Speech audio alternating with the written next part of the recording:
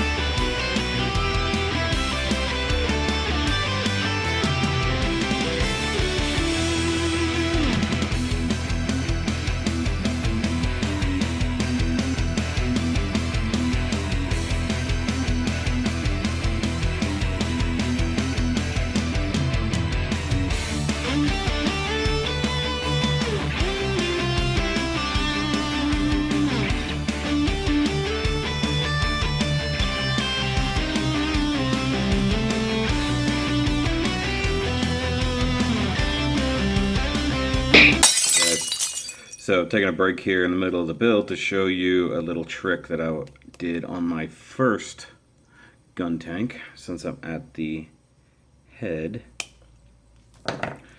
Okay, so I've got the faceplate right there. And then of course the visor that will go on top of that. But we want to make that pop just a little bit more. First, I'm going to go ahead and just clean this up a little bit. Like that. Sorry, nub marks are annoying. Alright, so what we're going to do, take some foil sheet. I don't believe this is from this guy at all. I don't remember what kit this is from. It doesn't matter, because I don't need these. I need this. So we're going to add some nice shininess to that visor. I'm just going to go ahead and cut that like so. That should be more than enough. Okay, so now we have some nice chrome sticker. Go ahead and pull that off and apply.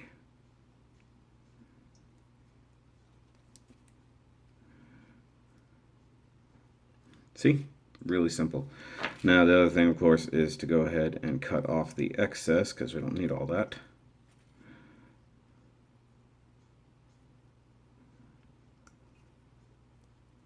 Like so.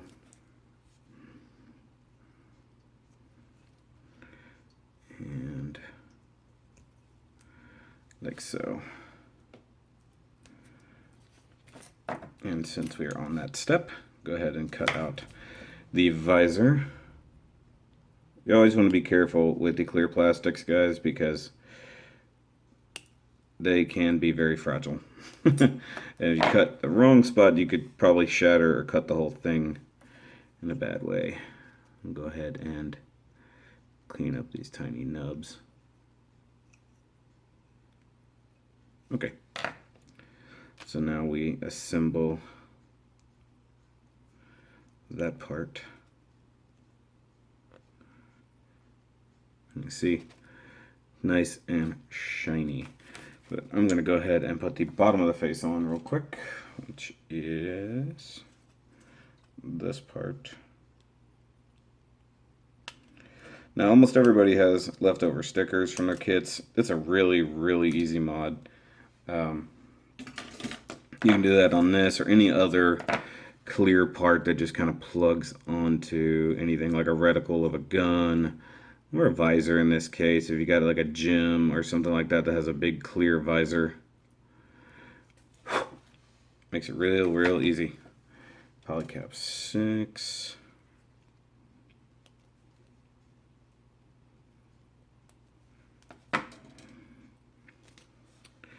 Drops right in the hole, like so.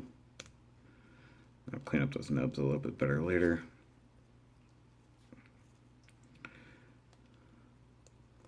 So there you have the nice, almost like it's glowing visor. That's so much better than it would have looked otherwise. Alright guys, back to the rest of the build.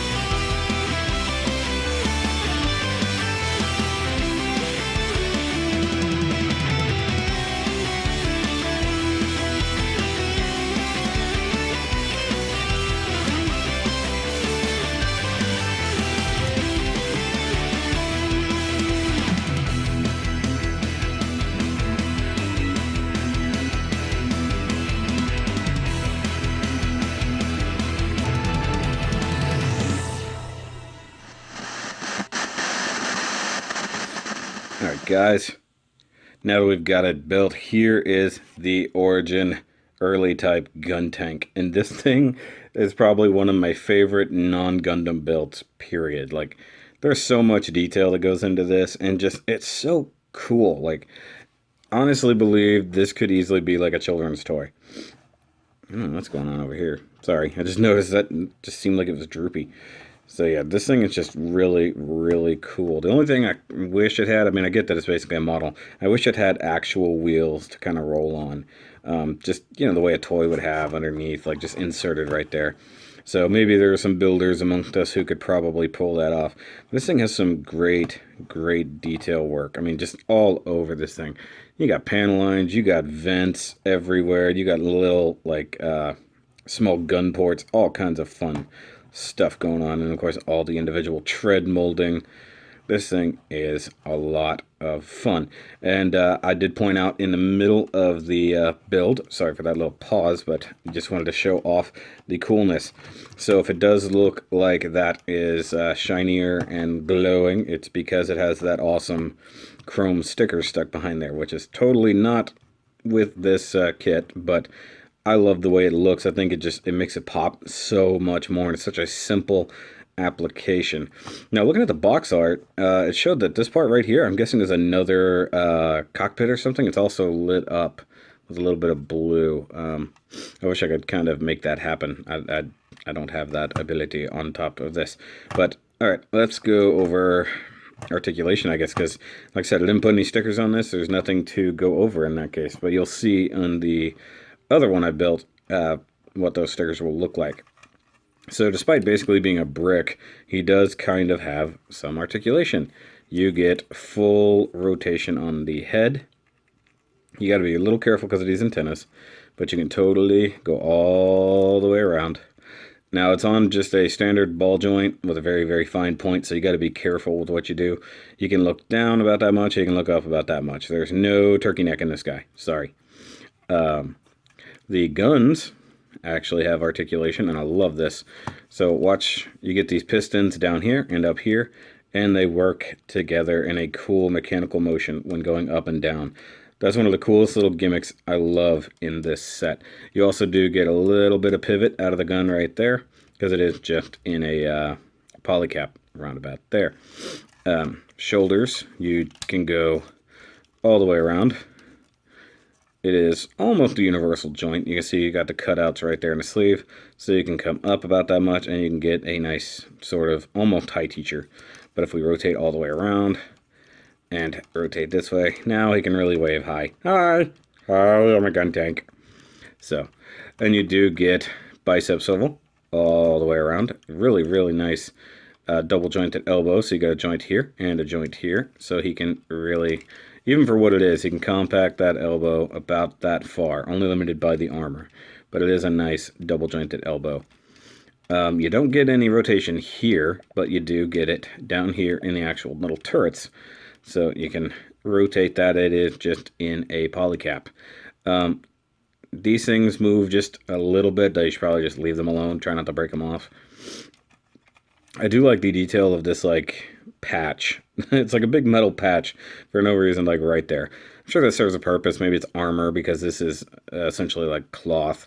So that's pretty neat. I do like that. Now you do get waist articulation, which is a little weird, but he does have waist joint up here, so you can actually get a tiny bit of an ab crunch. And he will rotate all the way around, just like any big tank turret would. So that's pretty cool. You can get a little bit of side-to-side motion. It is basically on a big ball joint.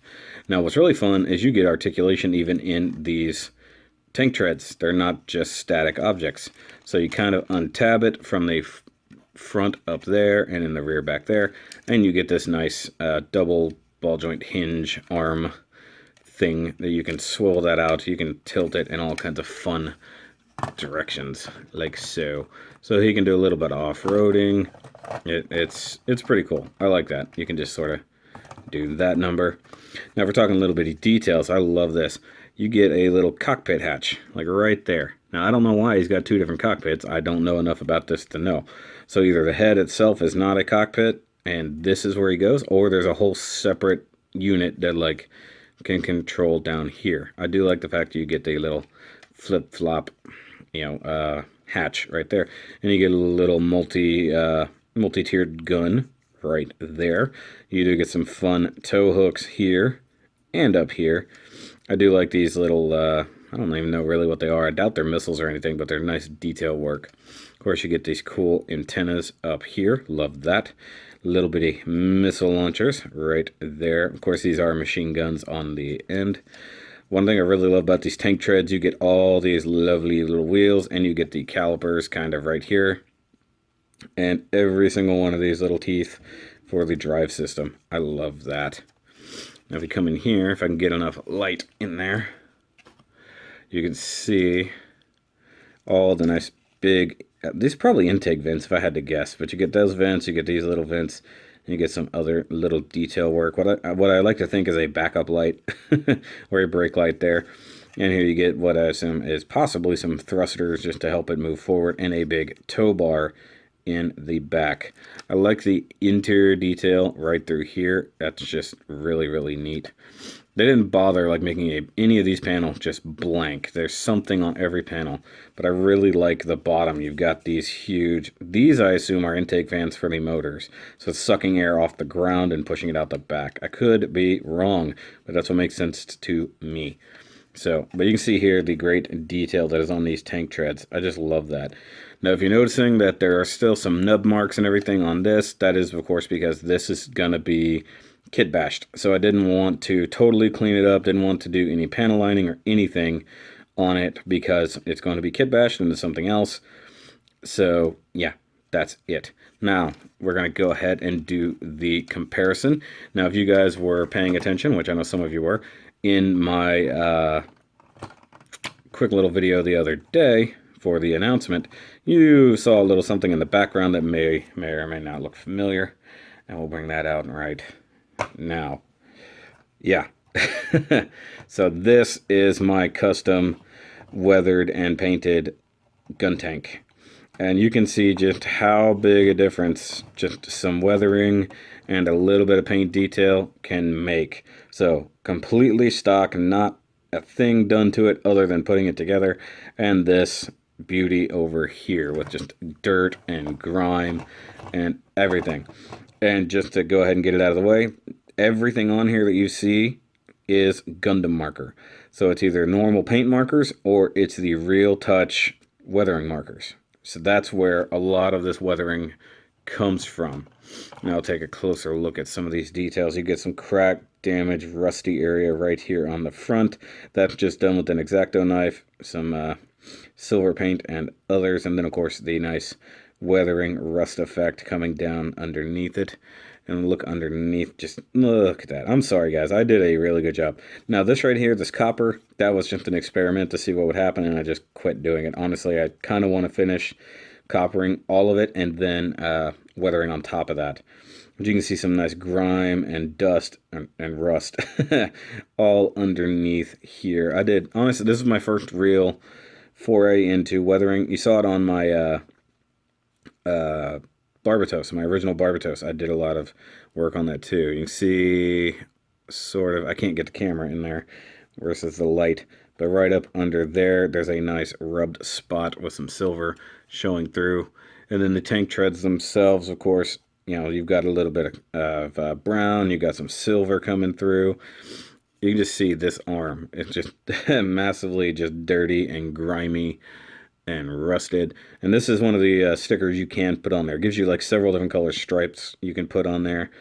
And then of course you can see here on the guns, so I can get a close up, you know, I did some dark paint there with some silver tips, and then silverized the middle part with some rust on it in there. Come up here to the chest, you see the ESFF there logo, and then of course you get all the kind of rust, even some like mossy, moldy color going on there. And of course, got some gold paint all over those little knobs. I just like that. That was just a good look.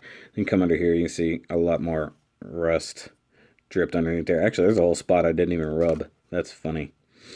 And come over here, and then all of these, of course, you got the dark gray, you got some silver, and you've got some red, just to make those missiles stand out. I just thought that was a really nice detail. Now, one thing I didn't point out was the cockpit hatch here.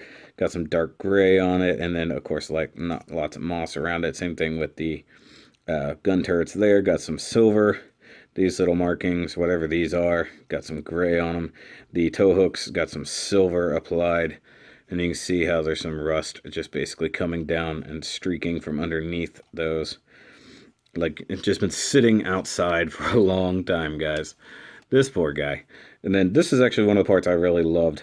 So this got painted, and then I added this silver paint and then brushed it away fairly quickly. And so it ended up taking away some of the paint. So you're seeing a little bit of the gray underneath from the stock factory part. And then some of these silver, like the paint has just been rubbed off. I love that. Same thing up here on the gun with all the paint chips totally missing. That's just silver paint applied and then slightly rubbed away and then weathered around it.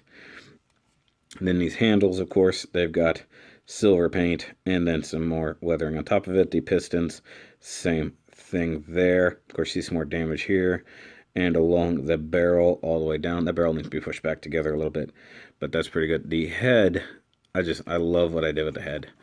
Just, it's so pretty. Like the silver, the two-tone head with the silver and the gray all the way around it, just to make it stand out, and then just griming up everything. And of course, making that a dark gray, that wasn't even necessary, wasn't even supposed to be that way. But the two-tone head, I thought was just a great way to go. And of course, you get all kinds of dirtiness there. You get some red on that, what I assume is a camera or sensor right there. You get some silver and red there on the antenna. I like just this amount of grime all over this arm. And then painting that patch thingy silver, and then of course doing a little bit of swirling and paint damage right through there. It's having a hard time focusing on it, it's funny. Okay, so we come to the back. Let me see if I can turn and get some more light in there. You can just see, got those vents all kinds of rusted up. Got some silver and some gray all up in there. Same thing back here. The tow bars painted a dark color. We got some silver and gray and rust all around those things. Some copper in there, and a couple copper spots back here too. And then you have the weird kind of backpack thrustery fuel tank, whatever. Did this with silver and then copper and all kinds of rust and everything all over that. And I like that you still get the hot blast warning sticker right there. Then of course the top, I did that in silver with some copper little nodules there, all dirtied up, all nice and pretty, like if somebody had just left this guy out. And then of course the arm sockets are dark gray. That's just to break it all up. So I mean, you can really see the massive difference, just changing the color a little bit beyond even the weathering, but you know, just changing it up just a little bit. So you get the arm socket and then the silver little parts around that. And of course, whatever these were supposed to be, whether they're cameras or whatever, got a little bit of gold paint there just to stand out. Yeah, I really love this guy. I gave him a whole lot of loving.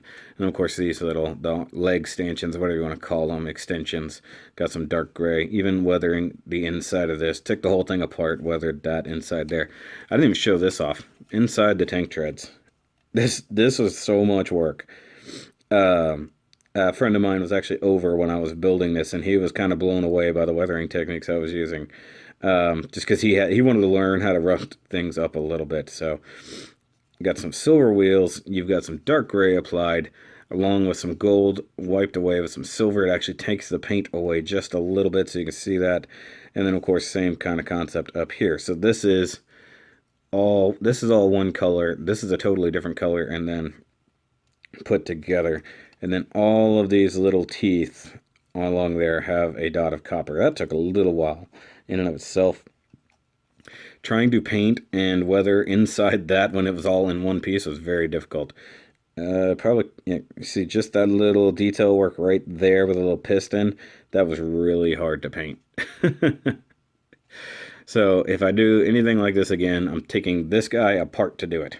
So, and then because both sides are different, I'll just show this side off a little bit so you can see, because you don't want to do the exact same thing on both sides, so you got to have weathering in different spots. You know, same thing over here and up here, you know, but I really wanted to show this guy off. I like showing off my customs, and this was one of the earlier ones, kind of, that I really put some effort into. Now, I do have to be careful. There's no coat, no clear coat on this guy, so the paint can wear off if it's handled a little too much, because the weathering paint is a little tiny bit thicker than Panaline paint, so it can be wiped away fairly easily. That's how you can also get like this streaking effect going right across there. So yeah, so here we have brand new clean Guntank, old dirty been left outside too long Guntank, and I hope you guys have liked this review. I had a lot of fun rebuilding this guy, and just being totally honest, straight builds are so easy. This thing took me days. This thing took me hours because I was weathering this as I went. So, you know, assembling, panelining, weathering each individual part as I went. So this guy took a long time. And actually there was a whole side project I was going to do with it, with doing it like super like war damage, tank treads blown off, a heat hawk through his head, like the whole thing, just like all kinds of damage, and a real rust technique that I experimented with that I actually need to go back to doing. I'm not going to spill that secret just yet, but there's definitely a real rusting technique that does work. It takes some time. So, alright guys, that's it for the Guntank review. I just keep knocking stuff around. So, let me know what you think in the comments. I like it when you guys talk and ask questions. And if you have any other further questions about how to, do this, I'll do what I can to answer it. And if you need any of the supplies that I use to do this, I will put some links down below to where you can buy the weathering kits and stuff like that. So I'll talk to you guys next time, and remember to always keep on building.